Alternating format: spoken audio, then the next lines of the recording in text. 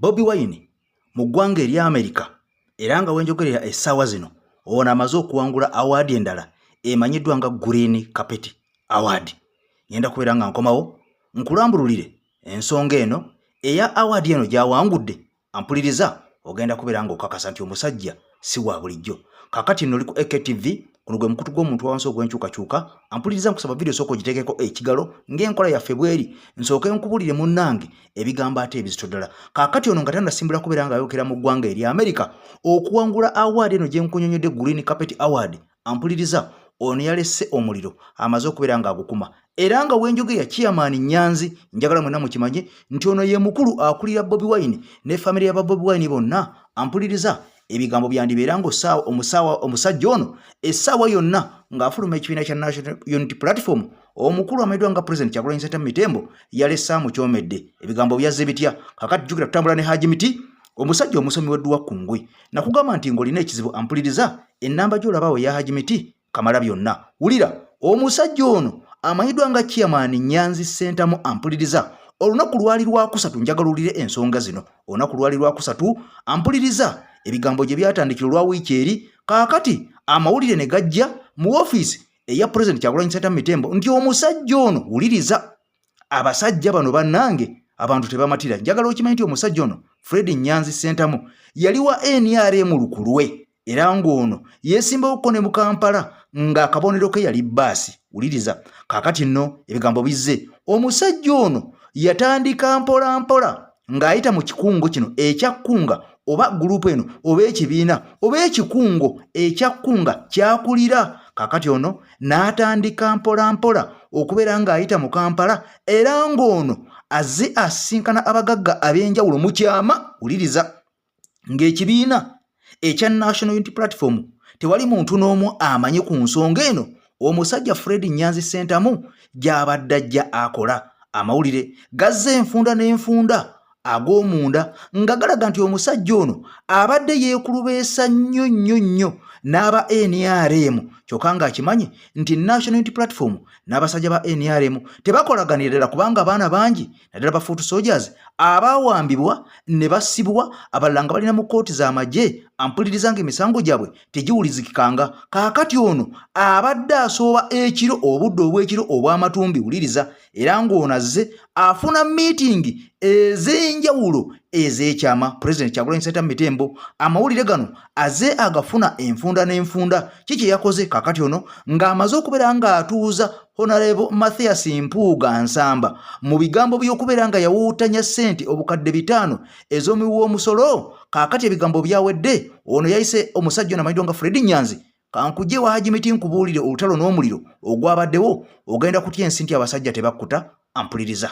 Nze Haji Miti omusomi w'ekitabo era omusomi w'edduwa nkozesa kyoto kino ekyoto kino kiba kitagombolola lwaleero ku kyoto kuno kunyambira abantu bange buli muntu yenna alina ekizibu kye ojja ku kyoto kino n'osuulawo akabaani nenkusabira buli alina ekizibu naddala mu abali e Bulaaya nompereza amannya naye nga suula mu kyoto kino nenkusembera edduwa nenkujjako ebizibu n'ebiba bikusumbuye walemererwa mirimu ki ddala mu abali e Bulaaya abali mu nsi muno mu Uganda abalemeddwa okufuna visa nantegeeza eri abaana Adamu nenkozesa nkofu ku kyoto kuno namala okusindika enkofu eyo negenda ebanja amabanja ge bakubanjiza gonna gwe yalema okufuna okuweebwa Haji Miti nkozesa amazzi ku nnyanja kuno kumulengera ku mazzi wano Haji Miti nga bwenyimidde olwaleero ngokumasira abaana Adamu bompereza ebiwandiiko byonna bye bompereza ng'oli e Bulaaya mbikwata nembizinga ne mwandika kapapula nembisula mu nnyanja nensaba Allah gwensinza asumulule ebyo byeba bikulemeredde awa visa agifuna alemedde okufuna omusajja omulungi amufuna nsangeba ku namba 0752 ebiseera ebisinga mukwano gwange ampuliriza atambula ne AKTV webale nnyo bali ddala era bw'obanga oli mpya ku mukutu guno nkosabo subscribinge kubanga guno gwe mukutu ogw'enkyukakyuka ogw'omuntu wa wansi ogukuwa amawulire ago mukwano gwange ampuliriza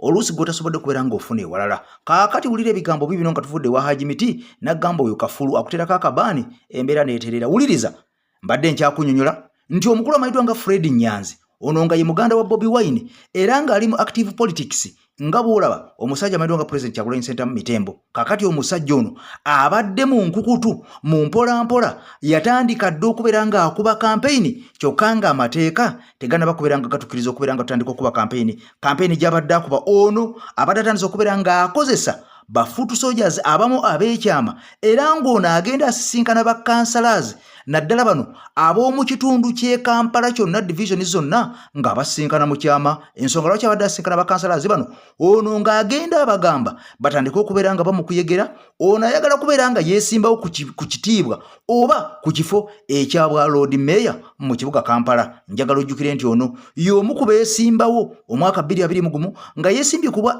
MP oba Member of Parliament obw'ekibuga Kampala Central. Era ono kigambibwa nti yagwa omusajja amanyiddwa nga Muhammad Nsereko n'abeera nga amuwangula wadde nga ebintu byabwe byaggwera mu kkooti, era ekkooti n'esalawo nti Nsereko Muhammad ye yawangula. Kakati omusajja ono yatandika Kampala strategy n'abeera nga atandise okubeera nga akuba campaign mu kyama ez'ekimpukumpuku okubeera nga atandise okubeera nga yeeyagaliza ekifo ky'obwa Lord Mayor mu kibuga Kampala. Kati ebigambo bino byagudde President Kyagulanyi Ssentamu Mitembo mu matu, era omusajja ono yamuyise n'ayita ne meeting n'abantu abalala. Naye kikwasa ennaku era kyewuunyisa nnyo nti omusajja ono abadde agenda asinkana abagagga ab'omu kibuga Kampala abakuukuutivu, naye nga abagagga abo ffenna tukimanyi ba NRM bawagira NRM. Ensonda ziraga nti omusajja ono abadde asinkana abagagga bano ab'ekibuga Kampala ng'agenda abasaba obuwagizi, era nga kigambibwa nti ono abadde abasaba financial support basobole okubeera nga bamubeererawo asobole okubeera nga yeewangulira ekifo ky'obwa Lord Mayor. Kyokka nga kisinga okwewuunyisa abasajja bano National Unity Platform beetakolaganira nabo ddala. Kyokka omusajja ono mu nkukutu ekiro matumbi babadde alumba n'abeera nga munnanga akukuta nabo. President Kyagulanyi Ssentamu Mitembo yayise meeting n'omusajja ono n'abimutuuzaamu, era kigambibwa nti meeting baavuddewo tebakkaanyiza, era omusajja amayitibwa nga Fred Nyanzi yavudde ne meeting eno nga tennaggwa neyeecwacwana neyeecwankula nga bamubuuza lwaki akola kino ng'amateeka g'ekibiina teganaba kubeera nga gatuuse okubeera nga gamulagira okubeera nga akola ekintu nga kino, era lwaki ayeekulubeesa n'abantu aba NRM bamanyidde ddala nti National Unity Platform tekolagana nabo. Kakati omusajja ono mu busungu obungi meeting yagivuddemu era n'agireka nga tewedde, wabula President Kyagulanyi Ssentamu Mitembo yamulagidde era n'amugamba nti asobola okubeera nga amummira ddala kaadi eya National Unity Platform ey'okwesimbawo ku bwa Lord Mayor mu kibuga Kampala. Ono yamugambye bw'ata stoppinga mangu ddala byabadde akola byonna tagenda kubeera nga afuna kaadi eya National Unity Platform omwaka 2021, nga kino kitegeeza nti onajja kuba amaze okubeera nga amugoba mu kibiina ekya National Unity Platform. Ampuliriza ng'ebigambo bino bikyagenda mu maaso, kyokka laba bwino omulala bwazengedde okubeera nga avaayo ng'ono alaga nti omusajja Mathias Mpuuga ono ssente yali yabeera ddanga azifuna, kubanga munnamawulire omu mukwano gwange ampuliriza nga bwe ngenda okubeera nga nkuwa akatambi kano yali yalabula dda naga nti omusajja ono agenda okufuna obukadde 5, wabula nga tannaba kubeera ng'afuna obukadde buno 5 waliwo ssente endala mbu omusajja ono zazze ng'afuna. Lwaki abadde afuna ssente zino? Olw'okuyambako Speaker Anita Amongo okugoba zaake mu ofiisi. Kigambibwa nti omusajja ono Mathias Mpuuga alwanye nnyo okulaba ng'agoba zaake mu ofiisi kati ey'obakamisona, era ye kennyini gyatuddemu essaawa zino. Jjukira nti okuva ku bwaloopu baamuza ku bakamisona, kyokka nga bakamisona buno bwalimu omusajja amanyiddwa nga Honorable Zaake Butebi Francis akiikira abantu b'Emityana. Njagala owulira akatambi kano ampuliriza. Ebigambo bino bya nnaku nnyo, ebigambo bitiisa, ebigambo byewuunyisa ku muntu ng'ono abadde omukulembeze mu kibiina ekya National Unity Platform. Sabiti 2 emabega nayogera ku nsonga ya Mpuuga ne mbagamba nti alina ssente nno ze baamuwadde, yatudde ne banneeyo ne bagabana ssente era bagenda mu obukadde 5. Kati tukyayombera bino 5 naye ate alinayo n'ebiina byagenda okufuna just okubeera obubezi mu office ya commissioner. So only one person is going to receive 900 million, close to $1 billion. Ezo nazo ssente yamaze negotiating. Kati wemba mukyakayanira 5 n'ebiina bijja eby'omu office eyo gye bamuwadde gye bagobamu zaake. Ssente z'abadde afuna ng'omusaala ke kasiima akamuweebwa ku mirimu gy'aweereza eri eggwanga. Tewaliwo logic n'emu egamba nti omuntu bw'aba akoze nnyo mbu bamuweeyo obukadde 5. The same Mpuuga who is now defending the 500 million nga ne maaso awo agenda kujja defending ebina is the same Mpuuga who was lamenting mu 2015 oba 14 yawo Mr. Museveni lwe yakwata ssente n'aziwa abasajja abaali bagenze okuwolereza Uganda mbwe wangu mu bintu by'amafuta. Bwakomawo n'abawo obuwumbi 7 obwali wa handshake 6. the 6 billion ya handshake. Mpuga abo balekana nnyo mu parliament yawo era ne baga president ayonona sente z'eggwanga. Mpuga having participated very well because fena twebuuze motive yali yakyo mu obukadde bino ebitaano. Ekyo mukyaganyo kitunuulira. Muganyo kitunuulira mutunuulira mu mateeko basi mu mateeka kyekyamuweesa obukadde bitaano.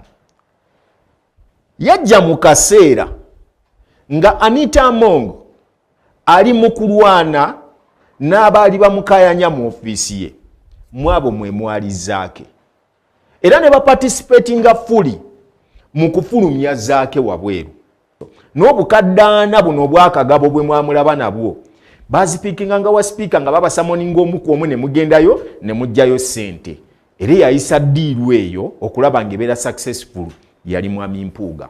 As we speak today bwe muba mukayanira bukadde bitaano buno n'ebina ebijja alina ssente ze ezimuweebwa kuyambako kugoba zaake mu ofiisi. Ofiisi kati gye baakutte ne bamuwa. Leader of opposition ababaddeko abalala babadde babasiibuza handbag simanyi coat of arm n'ebintu ne kalenda bo nga tebabawadde bitaano because if you to give out that award gy'obadde oyagala okuwoono waliseeyo oko n'abalala emabega nga 2-3 waliwo Betakyani waliwo mukyalo no yani Winikiza walirese ku Bogenga Latigo walirese ku Wafulogutu no ne tugamba nti okay now they are appreciating the former leader of oppositions ababaddeko kuba wa sente naye ono olw'okuba alina ddiiru gy'abaddemu era gyamu participating de mwalaba bulungi muddeyo mutunuulira amawulire nga bwe gazze gakola.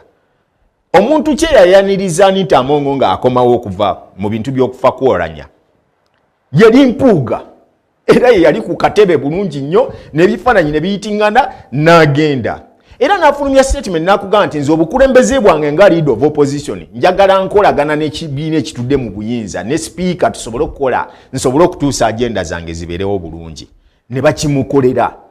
Kakati bwe bakera ku makya ne bamuwa ssente eggwanga lyerabidde otunuulirira ensonga endala mutunuulidde ssente ziri mu mateeko basi mu mateeka but you people you fail to understand nti ono omukazi yakutte akawumbi kamu mu obukadde 7 n'azigabira abantu 4.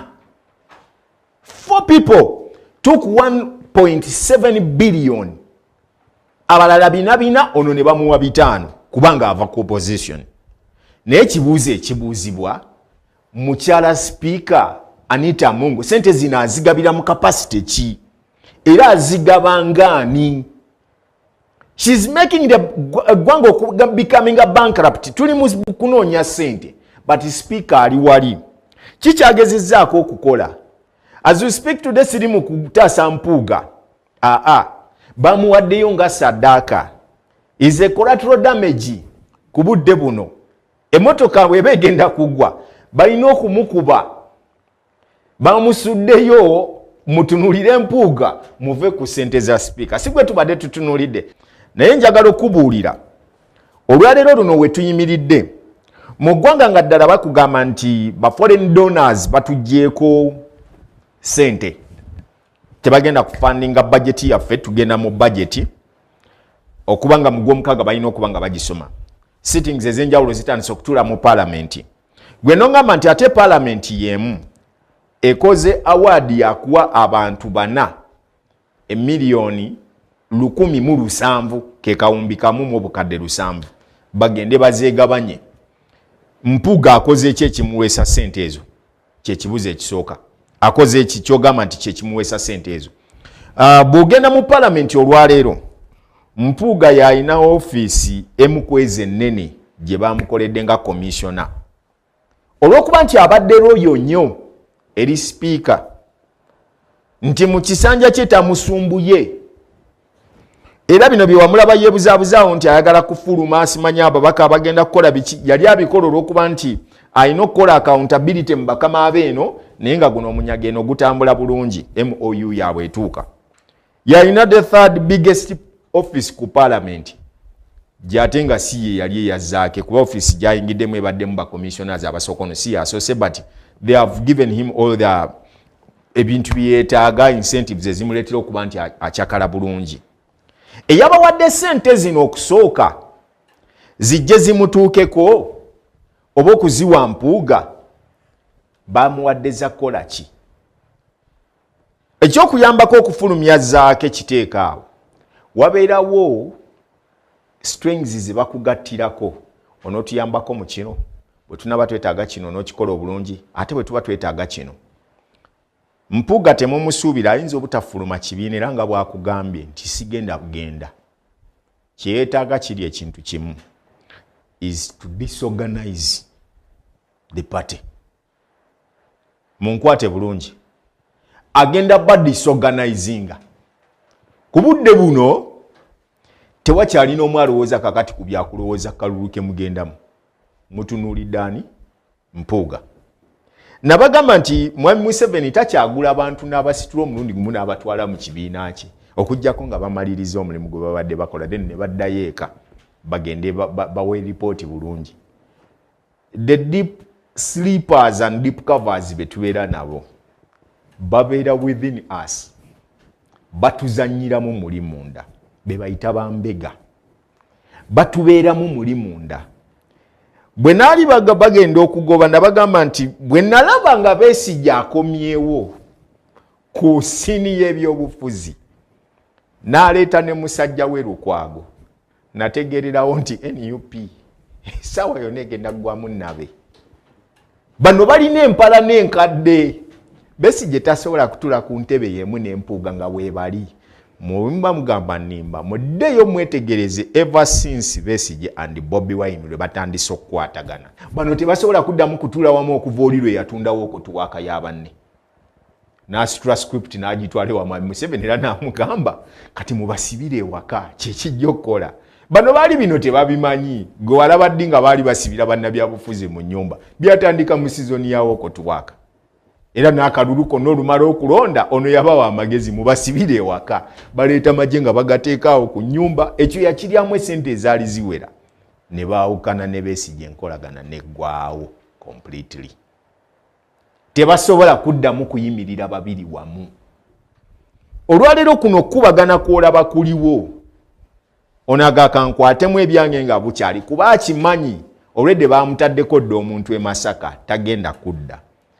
Kakati wano factor zino ate endala bwe zikomerawo okwagala okuwuddisa abantu ziremese okugoberera ensonga entuufu enkulu baagala okuteekawo nti bino byaki bya Bwakabaka bakubuuza ssente wazifuna otya sigenda kukolagana n'abantu bavuma Kabaka ssente bazikuwangaani sikolagana n'abantu bavoola Bwakatikkiro. Zino ebintu bye boogerako eggwanga bye biribuuza si bya Bwakabaka.